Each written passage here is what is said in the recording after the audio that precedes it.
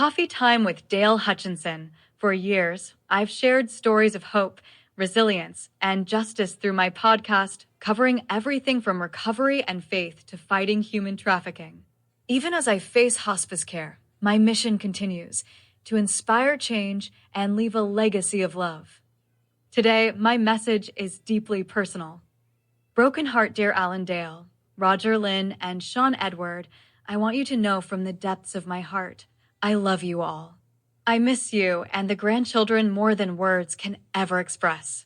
Not a day goes by that I don't think of you and wish I could hold you close again. Life has taken me through many battles, 36 years of sobriety, and now hospice care, but my greatest hope is to heal the distance between us. Nothing matters more to me than family. You are my sons, my pride, my love, and my legacy. If there's any way to reconnect, please reach out. Round pushpin address, 7100 West 13th Avenue, apartment 212, Lakewood, Colorado, 80214 telephone receiver phone, 720-653-5088 email, dale@coffee-time-again.com. Time is precious. All I want is to share love and forgiveness before it runs out. Always remember you are loved beyond measure. Backhand index pointing right, please share this post and listen to my podcast to help spread awareness and hope. Every share matters. Every moment counts. Hashtag Coffee Time Podcast, hashtag Family Matters, hashtag Second Chances, hashtag Love Never Fails, hashtag Faith and Hope, hashtag Legacy of Love, hashtag Redemption Story, hashtag Support Survivors, hashtag Human Trafficking Awareness, hashtag Podcast Life. Good morning, or good afternoon, I guess it is, the United States of America. How you doing today? I hope better than some other days. World, get your act together. You're going to cause a lot of problems. So anyway, welcome to the show. This is Coffee Time again, where we expose the truth. And we're going to be exposing some heavy-duty truth here. I got a sneaking suspicion today. I have two guests who are not guests, they are the hosts. They're going to be interviewing me on my show in an attempt to locate my children. I've got some serious medical issues, got chronic kidney failure, and I need them tested. So trying to track them down. So they're going to help me track them down by interviewing me and getting this out on the internet, because I know they're on the internet. I know they're computer crazy, at least they were years ago. So we may find them pretty quick and they'll talk to me. So we have the Reverend Becky Jones with us and the Reverend Amy Pike with us today. And they're going to be doing the questions. So I don't know how they decided to start, but let's find out. Go ahead. So Dale, say a little something about yourself that your podcast audience may not know. I'm pretty open with my podcast group. They don't know about some of my past history as an alcoholic and a drug addict. What would you like for them to know about that? That has been over for 36 years. Got 36 years sobriety now, and coming up on 37 here in about 6 months. So I'm proud of that. I'm happy with that. I don't consider myself to be a recovering addict. I consider myself to be a recovered addict. There is not much difference between the two, but I think it's important for me and my sobriety. I didn't do a lot of 12-step programs. I did private therapy for years. I still am. I'm still in therapy. In fact, it was my therapist I was talking to last Monday that put this together. She made the suggestion that we try to do this. So that would be one thing you may not know, is that all those years I've gotten recovery.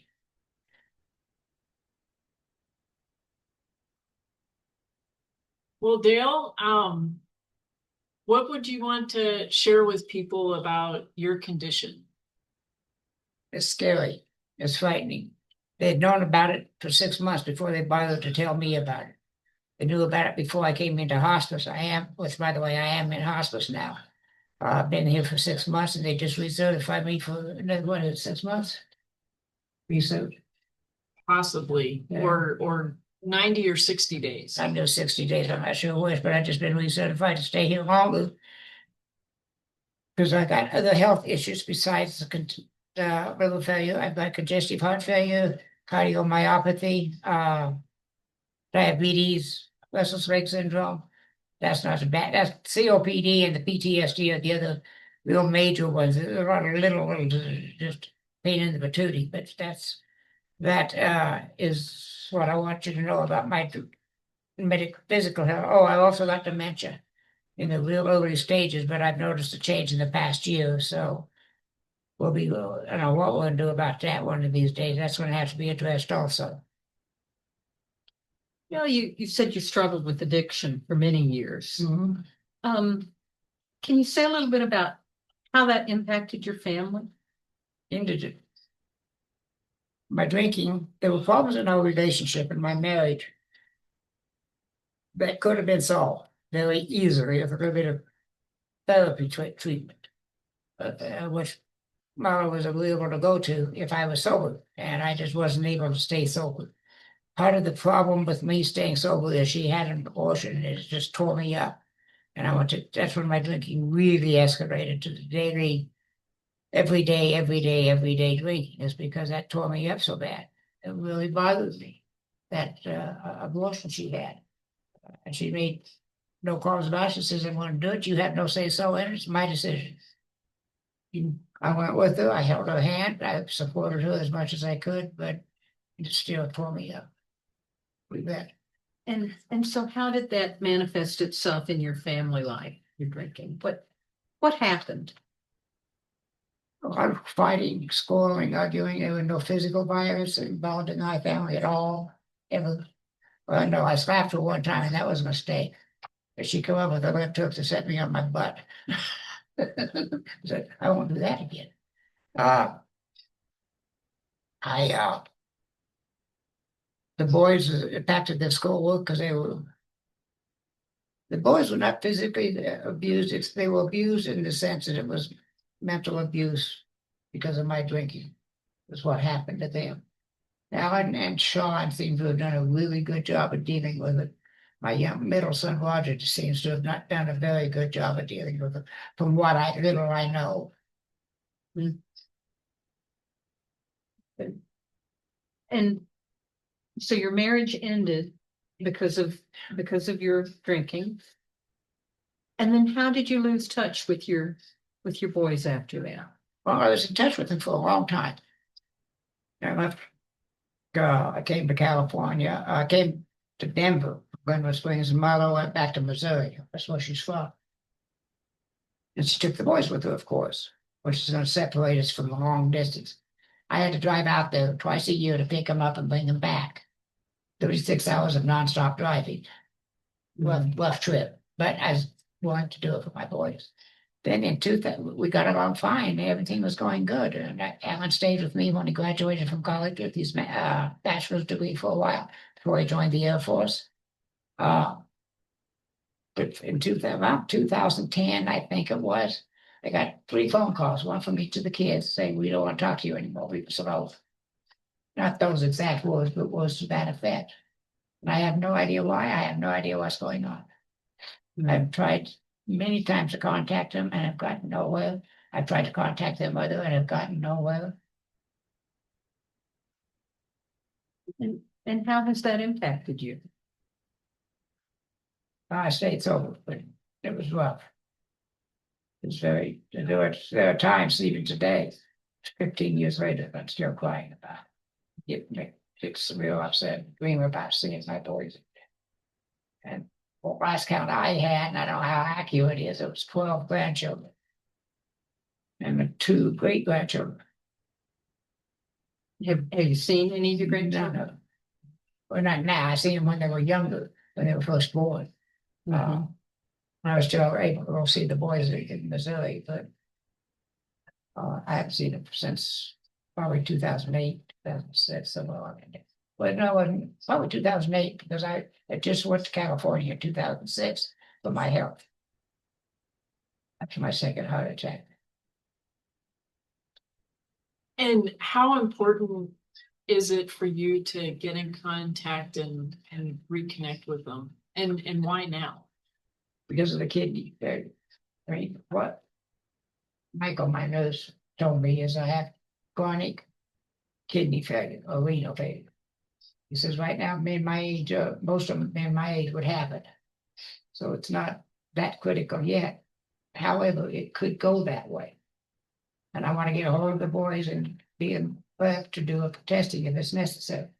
I have ruled out dialysis. I am not going to do dialysis. The transplant is my only option. And that's what's so important. Plus, I want to be with my boys. They're my flesh, they're my blood. And my kids are important to me. I have tried over the years many, many times to contact them. Dale, in the years since you last saw your boys, what's your life been like? What have you accomplished? Well, I accomplished another career, which was the drug and alcohol counselor. I did 24 years of that, and sober, of course. I've gotten into the computer business pretty much. But I go, here I am, doing these podcasts now for the last 6 years, Mhm. and they're going very well. I got 500 viewers this week. And I'm shocked. Usually I get about 40 or 50. Now I'm looking for 500. Which one are they looking at? And I haven't had time to check out the analytics to see which one they're paying attention to. But I got one they contacted me about, they want to do one now because I did that one. They want to do one. It was on Raw, the Real Story was the name of it.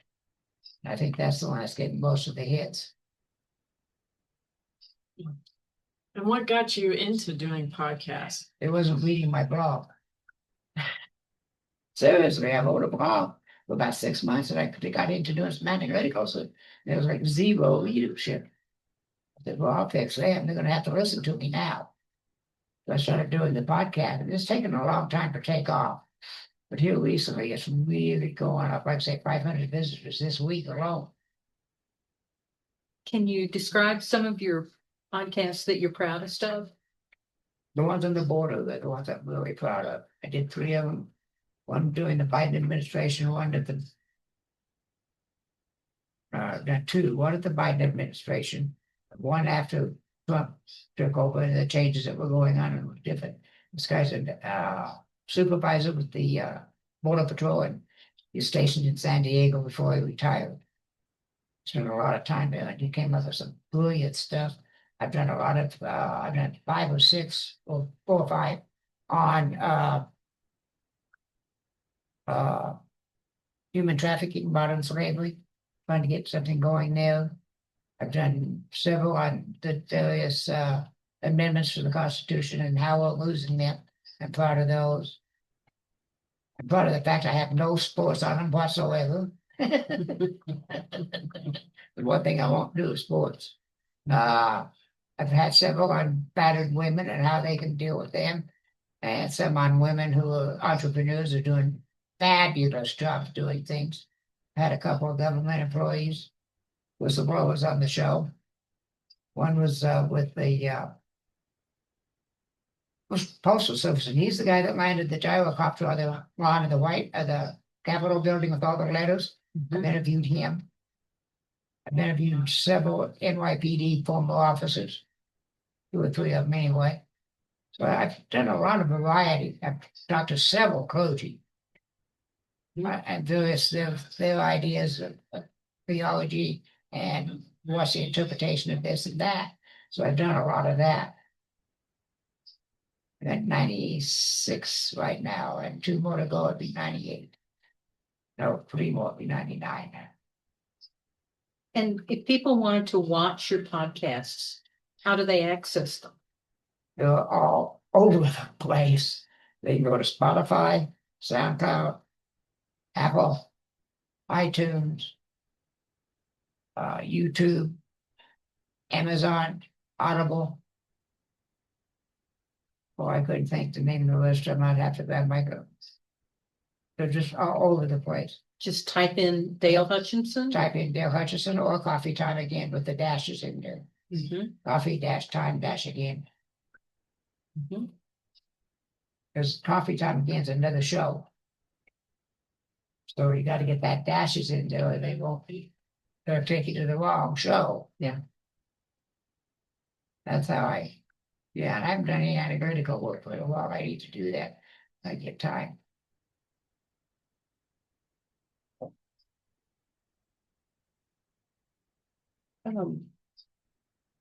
Other than your podcast, Dale, how do you spend your days? What do you do? I sit here and listen to this beautiful music. I sometimes go outside and talk to people, or I go downstairs and eat dinner and talk to people down there a lot.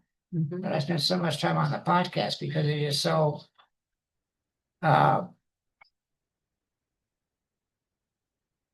difficult. There are a lot of things that goes into a podcast other than just recording them on the podcast. I'm gonna try something here.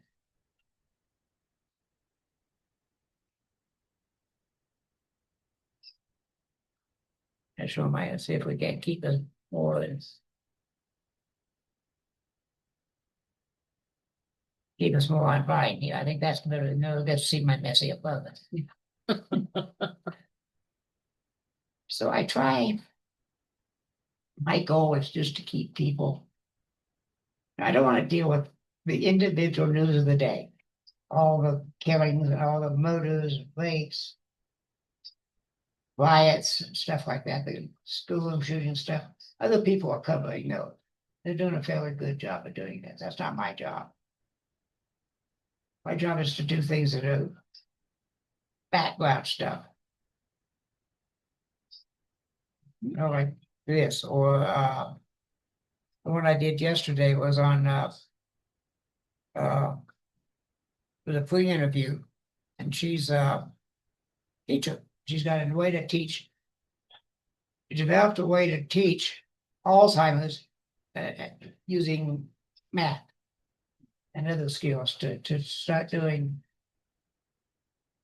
getting them because she has an autistic child and she's learned to touch because of that. Now she got involved. I find that to be true with a lot of people. They get involved in these things because of a child's needs. I think it's magnificent. They take the time to do it instead of just putting them off in some little shelter somewhere.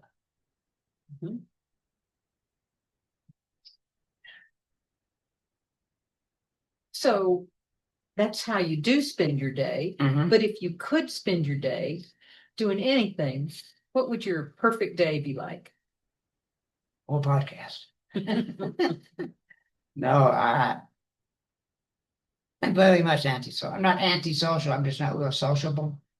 I can sit up here for hours and work on you. I'm working on my autobiography as well. So it takes a lot of time. Because I got to remember, what did I do when I was 23? Was I 23?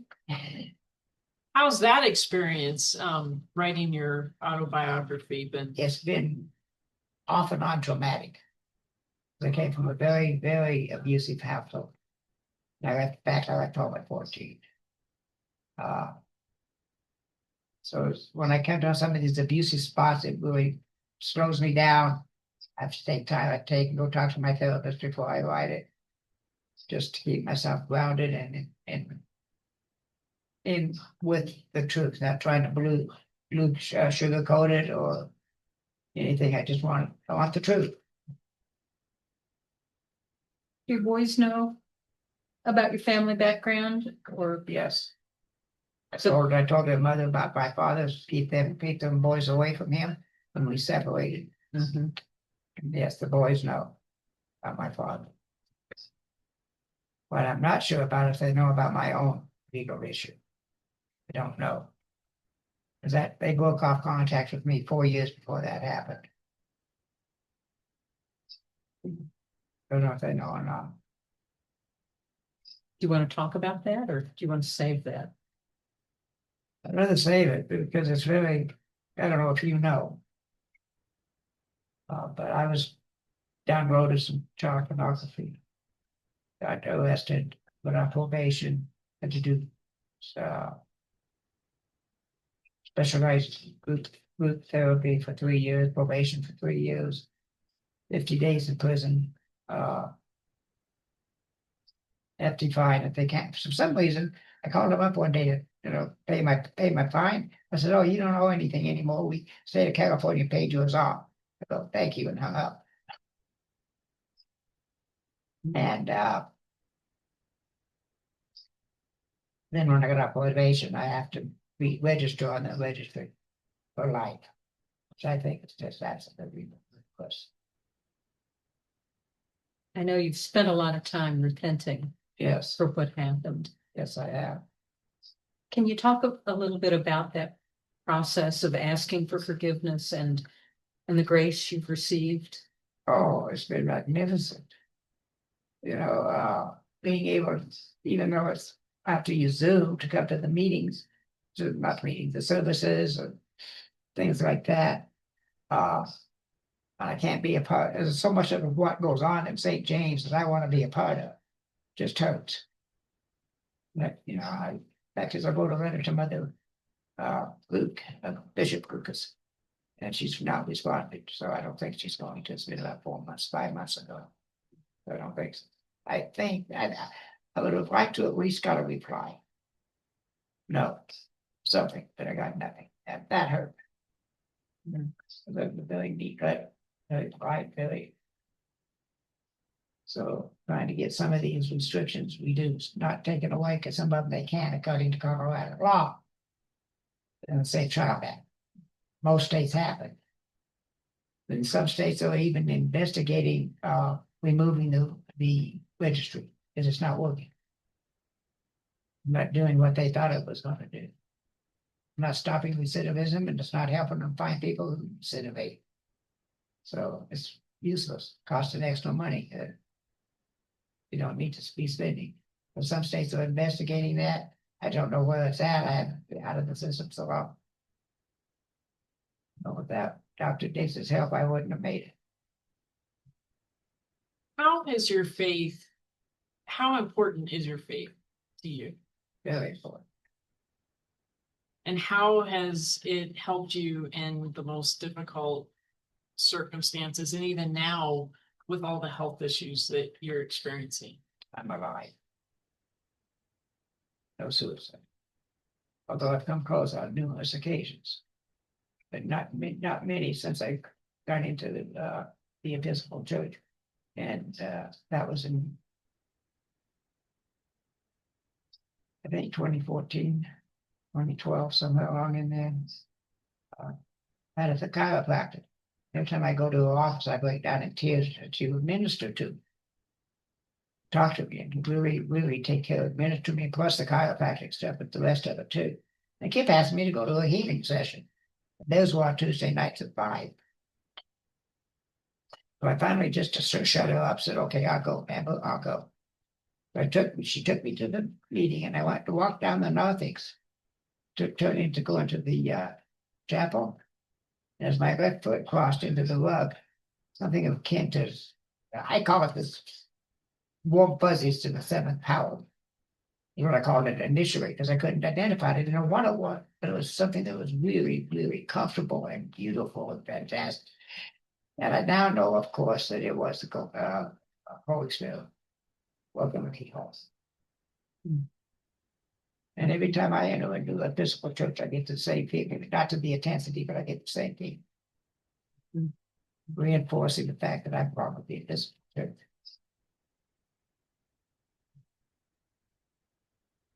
Can you talk a little bit about the spiritual tools that you have, that you use to connect with the divine and to stay spiritually healthy? I don't know how healthy I am, but I use the Bible quite a bit. I read the Bible frequently. It's the one on my phone, not the one running around here somewhere. I use the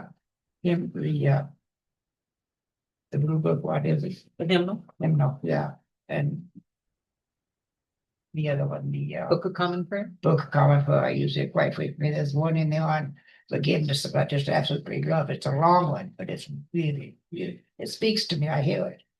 And that my favorite book is the book, First Corinthians. It speaks to me. It's exactly what I needed to hear. I was impressed when I read it. You know, when Paul wrote that letter to the Corinthians, he was dealing with a lot of conflict in that family. Yes, he was. Any lessons that you've taken from those words of scripture to apply in your family life? No, not that I can identify. I sure I have, kind of miss. Yeah. When I did EFM and we went through Second Corinthians, and I had already gone through it, of course, in prison, but when I got into it to talk about it, it immediately opened up. Opened up and says, Dale, this is you. This is what you need to do. So I've been attempting to do the stuff that St. Paul wanted me to do. Pray, do service work, support as much as I can. Do what I need to do for the church. And there isn't much. I can't do much, but I do what I can do.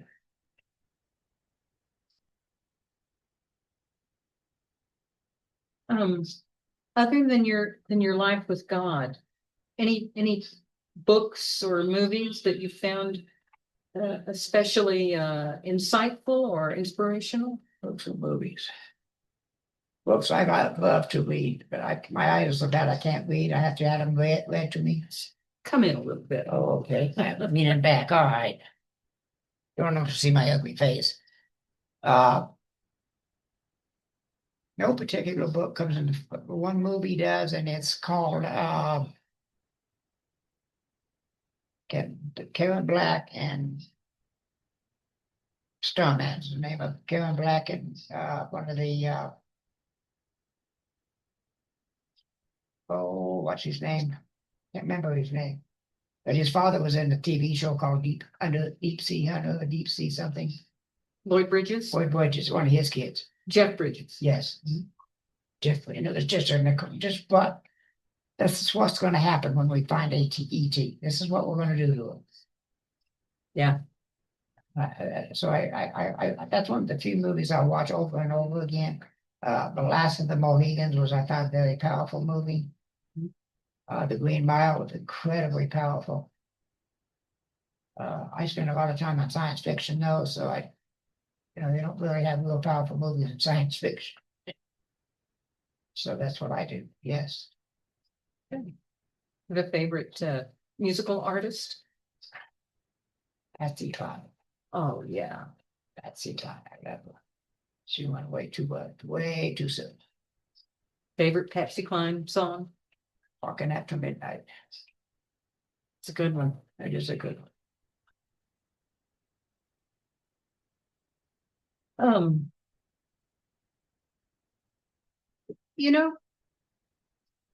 Here's a question, something you may have believed strongly 5 years ago that you're no longer sure about. Well, climate change. I'm very much against the current stuff that they were talking about. When you had that presentation done at church by that gentleman, can't think of his name. But anyway, his presentation changed me from being opposed to it to accepting. Meaning you acknowledge that the climate is changing. Well, I'd always believed climate was changing, but the reasons for it. Yeah, human caused now. Most of it's human caused, although there's a lot of it that's not. Yes, so that's how that's the one thing that's really changed is climate change. It's one little podcast I've written. Given that, has it changed any of the ways you live your life? No. I'm stuck here in the middle of the country. I think we're safe. Maybe. You ever saw the movie the day before yesterday, something like that. Day before tomorrow or something. But it was about ice age. Stuff like that. How would you describe Christianity and again how forgiveness fits in to that for you personally? Whoa. Christianity is the bedrock of our life, in my opinion. Without it, got nothing. Human beings are spiritual beings. We come from the spirits, we're going to go back to the spirits. Dust to dust. The dust comes from was the breath coming together to build the planet Earth and Mars, and Jupiter, and all of them. It's cosmic material. So we are cosmic beings. So that's how it affects me. That's when we believe in that. The spirituality comes from that, and the fact that God, through Jesus, created the Big Bang Theory. However, Jesus did that, I don't know, but I'd love to know. But according to my understanding, all was created by Jesus under the direction of God. God just sitting back there with his seat up. Nah, I'm joking. So that's what my beliefs are. I'm a strong believer in God. I'm a strong believer in the faith. And attempt to be as faithful as I possibly can to do the things that I know I need to do. And has that helped you stay sober as well? Absolutely, it's helped me stay sober. Dr. Dave's spiritual, and he was spiritual and helping me stay that way. And I was with him before I found the Episcopal Church, and then after I found the Episcopal Church. So it really worked out wonderful with Dr. Diggs and Amber.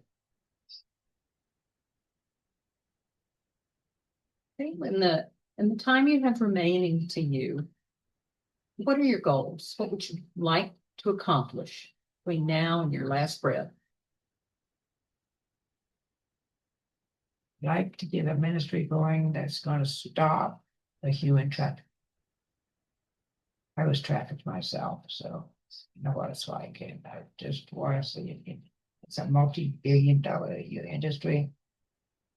It's not just the sex trade, but that people say, well, it's sex trade. No, it's every industry has rates in it. We need to start rooting them out like we're rooting out the illegals. And listen, ain't going to work for these people. The perpetrators. It's not going to work for them, I don't think. But I do know that it takes 7 times on average to get one person out of the system. Because you'll rescue them, they'll go back. You rescue them, and they go back. Because that's the only life they know. And they're afraid of what's going to happen.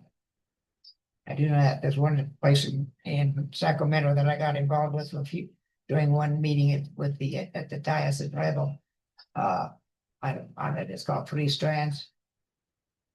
And she girl that came in and talked to us about it was a survivor, and talked about it very openly and very about what she had gone through. And it just horrified me. I knew it, but I didn't know it.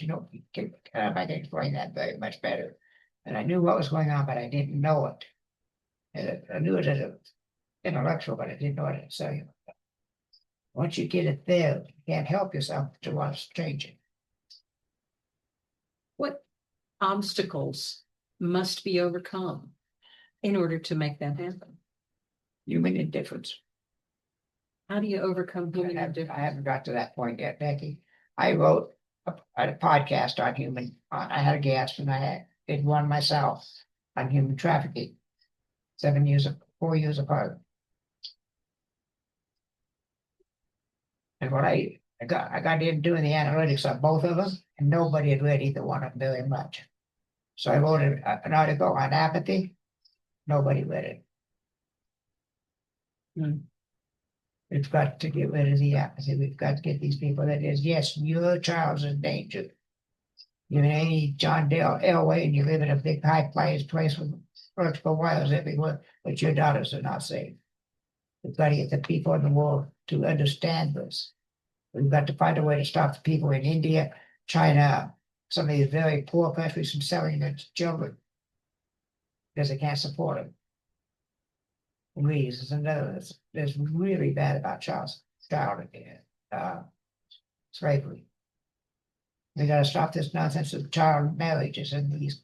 That's down south. That isn't even in That's in the United States. They have child marriages, 13, 14 years old. And their excuse is, well, Mary was 13. Pretty different. So that's what we have to overcome is the apathy of the people. And I have no clue how to do it yet. I wrote him a nasty letter about it. Now I'm going to write him another one when I get a chance. Nastier than the first one. Because we've got to do something to stop this. Millions and millions and millions of children and adults, not just children. There's a lot of adults in human slavery too. It's not like it's just as bad as it was in the 1860s as it is now. And nobody will listen. Can you talk about any plans you have to address it? Not yet. Anything to turn your hopes into something concrete? Not yet. I haven't had the chance to sit down and go, duh, what do I do? You know, I've got two podcasts coming up with other survivors. So they will help get that part of that going. And what can society do to fuel us to think, believe, do to help you and your sisters and brothers in the system get out of it and stay out of it with the perpetrators in prison. Although I'm not a big supporter. I don't believe in punishment. I believe in discipline. And there's a big difference. According to the dictionary, punishment is a form of discipline inflicted by using the pain, which I don't believe in. Discipline is the effective use of behavioral change through education. It's the two differences. One's violent, one's education. And education works better than punishment. Discipline.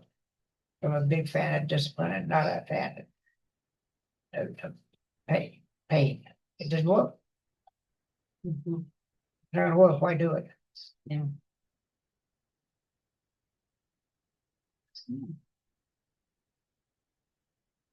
What else do you have, ladies? Well, so you're divorced. Yes. Have you ever had a girlfriend or have you had the desire to remarry or? Yes, when I first got divorced, my goal was to get remarried and have children and be a better father, be a better parent, be a better husband. And so I got involved with 4 different women. All of them cheated on me, including one that cheated on me with my 18-year-old son, which was horrible. And as time has gone on, I've gotten so old that that's pretty much pipe dream. Where I came close to getting married one time. But we always talked about it, but we just never went very far. The one she ended up sleeping with my 18-year-old son, who was sleeping with her 13-year-old daughter. I mean, what a mess. Why he didn't end up in prison is I don't know, because the cops knew about it. You know, so I given up on the thought of marriage. Wouldn't mind a companion, or somebody that's friendly and we can do things together and have fun and stuff. I would accept that. But marriage at this point in my life, with my physical conditions, I don't want to put somebody through the caregiving needs that I'm going to have. The pain and the stuff like that, I just don't want to do it.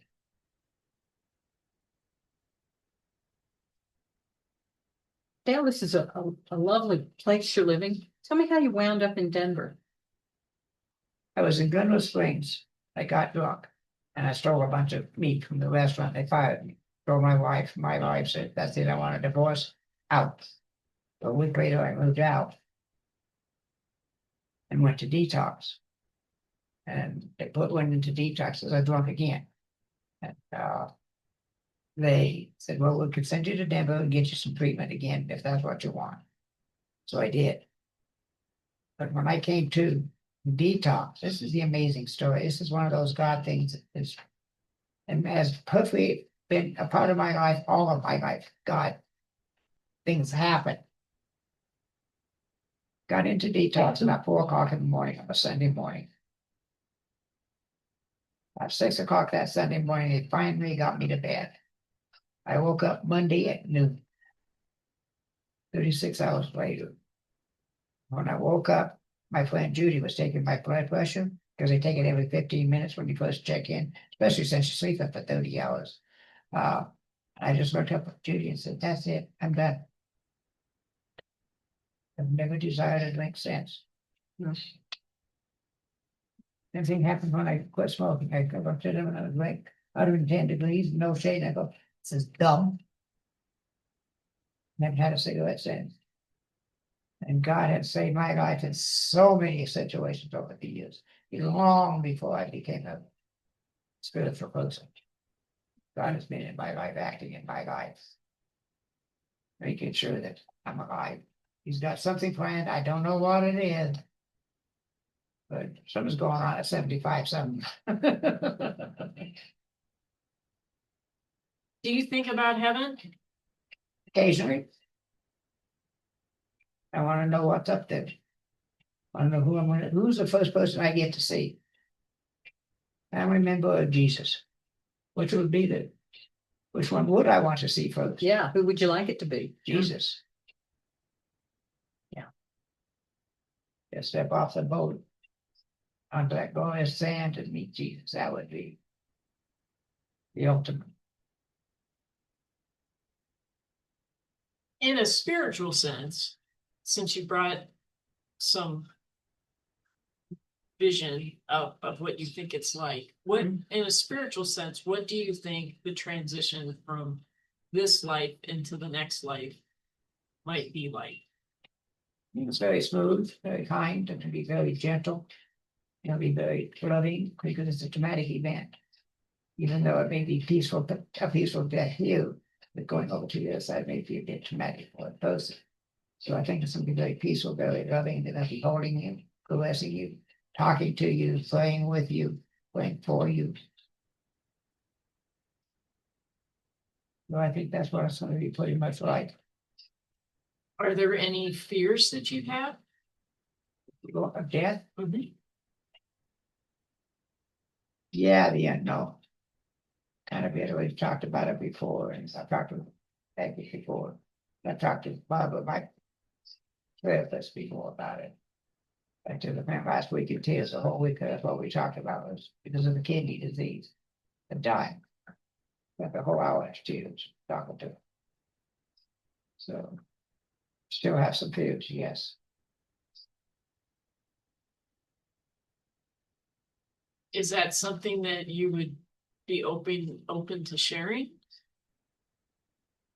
Well, my fears? One or two of them, or Yeah, because I don't exactly go to the right place. I go the other direction, although I'm very likely and unlikely to do that. I believe very firmly that I'm going to be among the risen ones. And there have been times that I remember the last words my father said, last words, it wasn't the last words he spoke, but it was the last words I heard him speak. Because I'm old, tired, I hurt, and I want to go home. My dad was an atheist. Now, atheists have no home to go to. So he was not as much of an atheist as he said he was. In truth. And my father was a chronic liar anyway. So that was our role. Making this all for him. well, and that is something that I often hear, that people of strong faith, there's still this little bit every once in a while that creeps in of, Going down. you know, is this real? Yeah. And am I going to go to the right place? Yeah. I'm very convinced I am. That doesn't stop that. Yeah. Sometimes that fear coming up when you think about something evil you've done in your life, even though you've been forgiven for it. Jesus forgives everything. no matter how horrible it is. That's when feel very convinced that I've been forgiven. For my transgressions, not just with the pictures, but really upset me. It was 4 pictures and I only looked at one. It was so disgusting. I was got to read them all. He still had me for 4. You've been paying for that for a long time, haven't you? 2014. A long time I've been at. Be a long time before I get out. What I'm planning on in 2029, I can apply for a pardon in California. And hopefully I can get it and I get out the record. That's what I'm hoping. Yes. Yeah. Well, I need that is be prepared to keep the pen ready. I don't know exactly what the process is, but you gotta go to the California Department of Pardons. Start the process there and pay the fines, pay the money, and pay the money, and pay the money. And it takes about a year and a half for them to decide. Well, good luck to you, Dale. Thank you.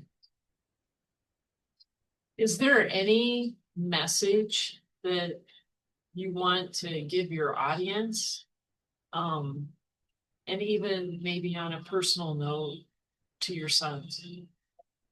What I want to do with personally, I want to be with my sons. I want to be with my grandchildren. I love you dearly. I always have. I don't know what happened. I don't know how this came about. It just one night I got the phone calls and it was over. I couldn't reach you again. You wouldn't accept my mail or anything. They rejected email, snail mail. Well, I don't know what it was about, what caused the problem. Because this was 4 years before I committed my crime. So I don't know. But I want to know what I can do to help heal us. Because it's going to take the 4 of us to heal. And I want to be able to say, I want to help. I want the healing to begin. It can begin with me. This is what this is about, although I figured out a way I might be able to get a hold of it. My brother married my wife's sister. They're divorced now, but he's still in contact with his ex-wife. And he can get a hold of Carla to get a hold of her sister, who can get a hold of the boys. If they will. Prayers are rising that happens, Dale. Yes. Absolutely. I've been praying for it. I'm going to continue to pray. I may even write to Vanessa and have her put that in there.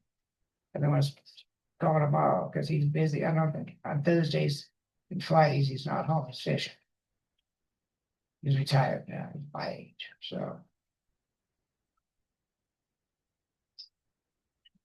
If your boys see this and decide that, okay, they'll reach out, how do they do that?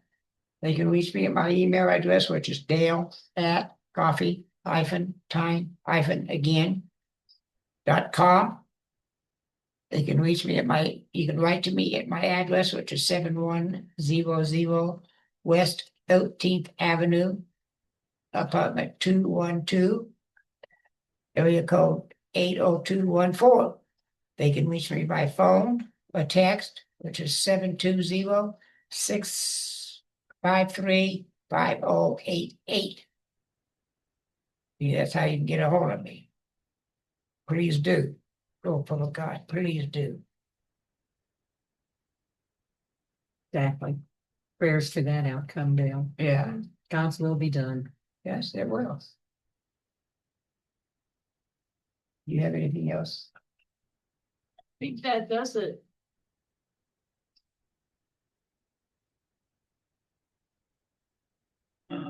Okay.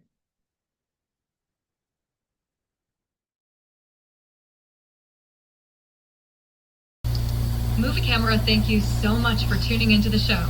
Raising hands, I truly appreciate